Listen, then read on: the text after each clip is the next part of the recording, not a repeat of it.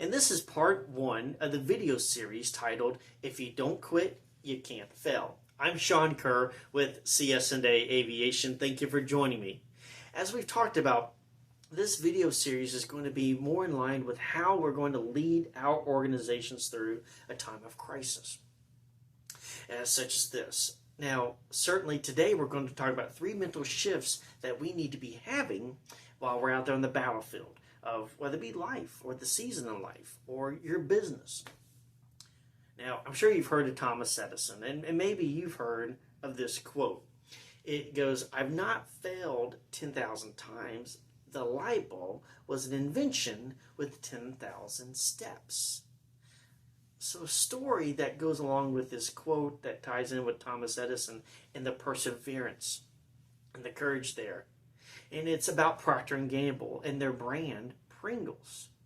So Procter & Gamble starts out about September of 1968 in Evansville, Indiana with market testing with Pringles. By 1975, not only were they on grocery store shelves, but they had a significant market share. Well, in 76, all of a sudden, sales plummeted by as much as 20%. 77 and 78, they did the same thing. Well, all of a sudden, Procter & Gamble said, no more. We're drawing a line in the sand. We've got to figure out if this brand is going to make it or not. We're going to make changes or we're going to can it, no pun intended. So ultimately, they started making product enhancements, changes to the marketing, other cost-saving projects were done. So in 81, by virtue of these pivots, these shifts, these plans that were changed in their business, they ended up slowly and incrementally increasing back their market share, increasing their sales all the way through 89 when they had those 1975 heydays.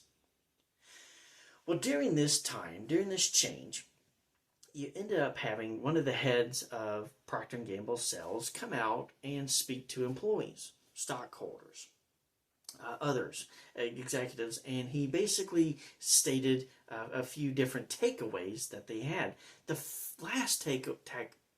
final takeaway was probably the most compelling, and that was simply, we didn't stop. They didn't stop, he stated. He said, we didn't quit. So can you imagine how easy it would have been for big Procter & Gamble to say, no thanks. We're just going to go on and move on down the road to another brand. Can you imagine what it would have been like if they just gave up? Simply, can you imagine what would have been happening? So that's, you may say, well, why am I sharing this with you? Or idea of this story, this idea of Thomas Edison quote, I think summarizes that perseverance, that courage well, and I want to make sure I get it right. He said, many of life's failures are people who didn't realize how close they were to success when they gave up. So the first challenge you face in any crisis is not really the threat itself, but it's the way you allow your mind to wrestle with it. By the way, is this your first crisis? If not, have you learned how to handle your circumstances with this one? Absolutely. Financially, COVID-19 has just upended us, as if severely crippled and impacted the world financially. So I do want to state, we have an opportunity here. We have an opportunity to capitalize. Wrestle with that here in a moment in your head.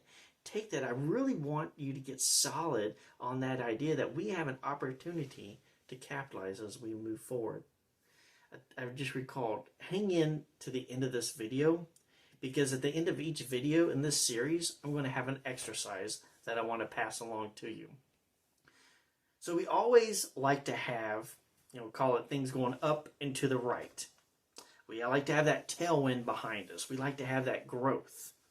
Well, our current crisis is probably not your first. Michael Hyatt, I love this saying. It goes, you have successfully gotten through 100% of your most difficult days. I want to say that again. You've gotten through 100% of your most difficult days. Think about that. We've all gone through tough times. And that's a testimony that you are sitting here watching this video, that you too have gotten through those tough times. You're here. A couple of other types of examples.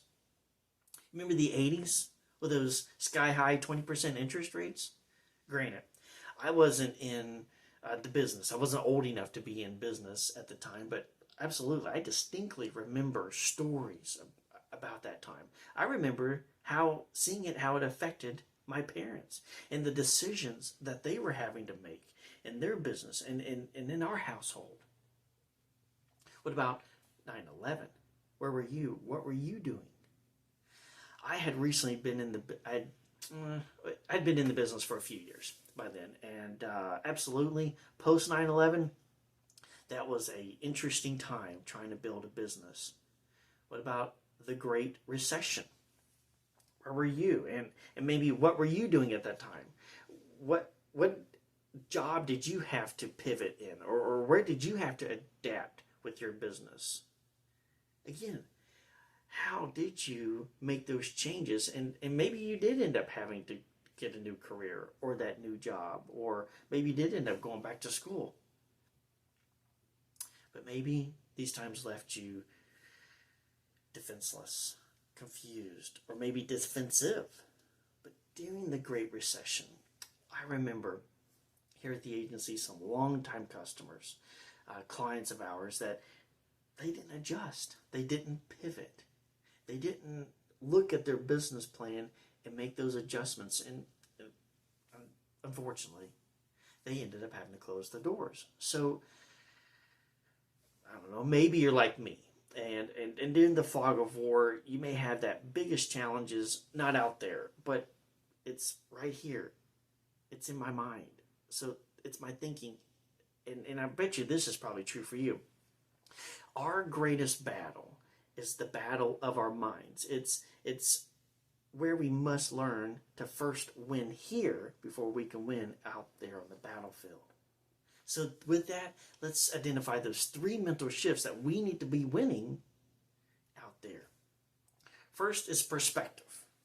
And this is really that shift from the short to the long-term thinking. It's this understanding that it really is a virus. I get it. You probably feel like it's an apocalypse or Armageddon. But know that even though we don't know when the end is, that there will be an end. We will be coming out on the other side. And also, I'll say, there's a lot that we may not know, but I know that God is in control.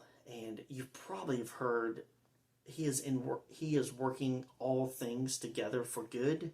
Well, that's actually found in the Bible, Romans 8:28. Now, you may not have the same faith perspective as me, but understand that ultimately, that's why I had that comfort, that confidence. And yeah, absolutely, you may be like me, where you do have to say that promise a lot to yourself. Now, shift number 2 is your resources. It's that shift from the resources of what you don't have to what you do have. And Michael states quite well, he goes, don't fight, freeze, or flee. Don't fight, freeze, or flee. So that ultimately, that shuts down your creativity. It doesn't allow you to have, let's say, the ability to be thinking on how can you pivot? What can you change? Maybe you're in the manufacturing business. Maybe you can manufacture those face masks. Or maybe you can manufacture the, not just the plastic face mask, but the actual face mask that can go over your nose and face. Or maybe just the actual elastic. Maybe it's the gowns. You've probably heard the company Pods. They're that company, that moving storage company. I don't know if you've heard, but they're looking to take their pods and staging them or setting them up as staging areas for hospitals, for alternative health facilities to be able to use for COVID patients. What about the idea of your charter operation? Take being a concierge, not only being one, but take it to the next level. What I mean by that is, okay, just don't fly your customer to their destination. I get it. There's the idea of quarantine, but they can still go there and then get them to their facility, wherever they're going to stay. And then you're not only going to get them there, and it's already going to be all set up for them, but specifically, you've already gotten a list of all the stuff that they're looking for, and it's already ready for them to at that place. So that's my point. Be resourceful. Be thinking of ideas of how you can pivot. Shift number three is resilience. Again, that's really the only way to develop strength is to encounter that resilience. Shift from that fear of failure or falling down, and then just know that the opportunity is there. Rise to the challenge. Also, as we make this change, remember that saying that I made earlier, that you have made it through 100% of your most difficult days.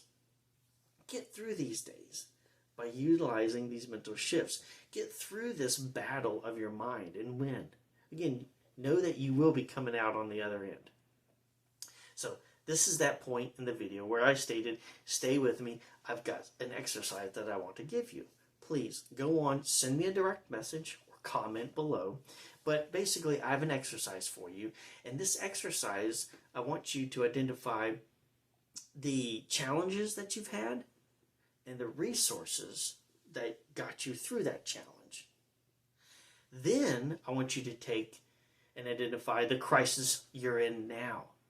And what are the 3 biggest resources that you have for this challenge, this crisis that you're in now? So again, send me a direct message or put your comments below, and I'll get that exercise to you. And I look forward to seeing you in the next video, because once you get that done, come back, we'll watch this next video, because that's where we're going to identify where your business is most vulnerable. Thanks for joining me today.